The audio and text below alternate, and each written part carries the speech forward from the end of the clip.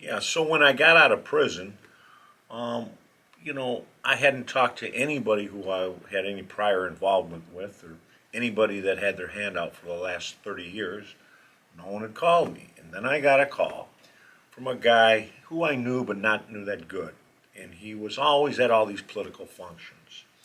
He asked me to meet up with him. He told me he was sympathetic to what happened to me. And he said he had an opportunity for me to get well, which I assume would be offered some kind of job or something like that. And they recommended I go to one of these local restaurants, two Italian places. And by the way, his two associates were Italian.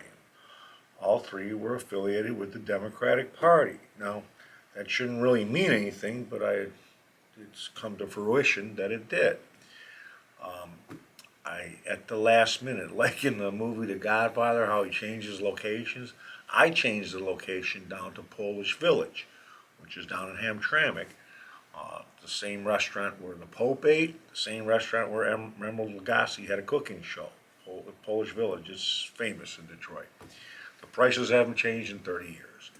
But I could see when I entered, all three were uncomfortable, and all three made comments about why isn't there any pasta on the menu. Now, two of these guys I had seen around and had very limited contact with, other than they knew some people I knew. All three were wannabe gangsters, I can tell you that. They all claim to have connections with the mob, and so many people in Metro Detroit do that I don't even really pay attention to that. But they're sort of like the Three Stooges of politics. The Three Stooges were always looking for legitimate jobs, painting, handymen, circular saws with the woodwork. They even try to get in the mob a few times. It just never works out. So these three clowns uh, come to me, and the long and short of it, they said, "How serious you about writing this book?" And at the time, my book wasn't out. It was just I'd finished it, but we had some technical difficulties.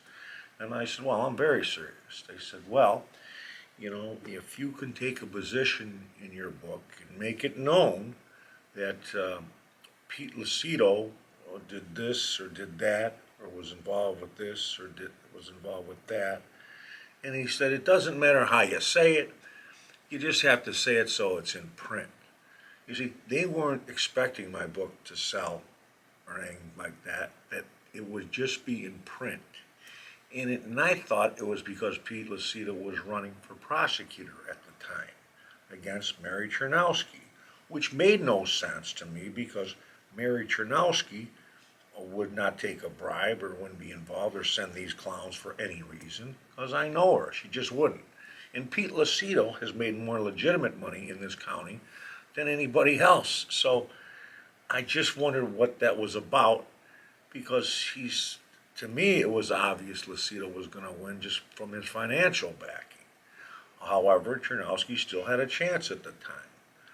It had nothing to do with that. It had to do with the fact that they were afraid that if Lucido gets in and wins, then he would ultimately take a run and be the next governor of Michigan. So I said, let me take this under advisement. And I started thinking at this meeting that, hey, well, that's why I moved the location. I thought, well, maybe, they're working for the FBI. I had the feds breathing all around me. They were continually harassing me. They were pulling me over because my license plate. If a local cop sees your license plate and the feds call them, they leak this, they're constantly pulling you over. All they do is hit the license plate, you're on federal probation. They come up to the car, why are you on federal probation? This was going on for, I don't know, years. Anyhow, I was a little suspect, but politics is very dirty. So I got right down to it. I said, I don't understand the fee that you're offering me. What do you offer me? How is this legitimate?" And they said, "Well, Paul, you know the game, and we know who you know, and cash is king." So in other words, they're offering me cash if I would put in writing something negative about our now prosecutor, Pete Lucido, uh, which it's the worst thing they could have told me because I'm going to be George Costanza and do the opposite. There's no way that was going to happen because I don't have any bad blood with that guy. He's we had professional courtesies. His client came to, he was my only competition in this county. If somebody came to my office and I asked him, who's your prior lawyer? And they said it was him, I would call his office out of professional courtesy. Tell him to reel your client back in, and vice versa. He did the same for me. So I have nothing against the guy. Um, and I don't have any kind of, I'm glad for where he's at. He's done great. And to my knowledge, he doesn't have any gangster connections like they wanted me to say. Maybe he had family members that were related or something like that. I don't know. I don't get into his personal business, and he didn't get into mine. Actually, he tried to help me a few times. Believe it or not, lawyers help other lawyers out very rarely.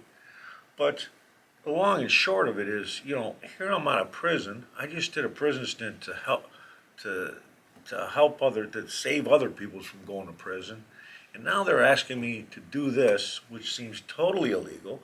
And I thought they might even be working with the feds. I didn't know.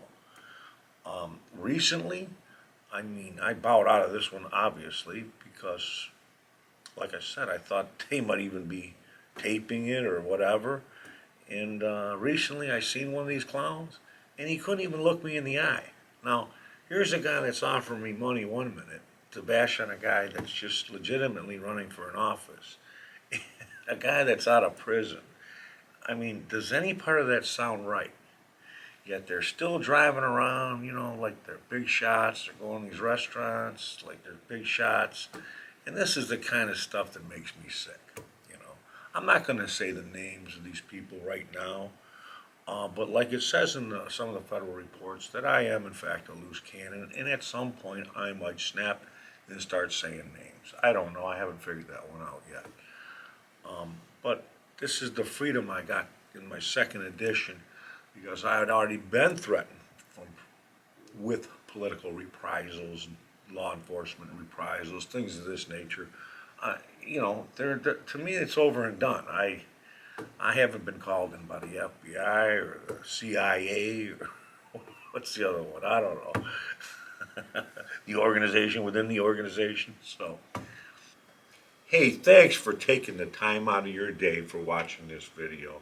Please be sure to like this video and to subscribe to the channel for more videos.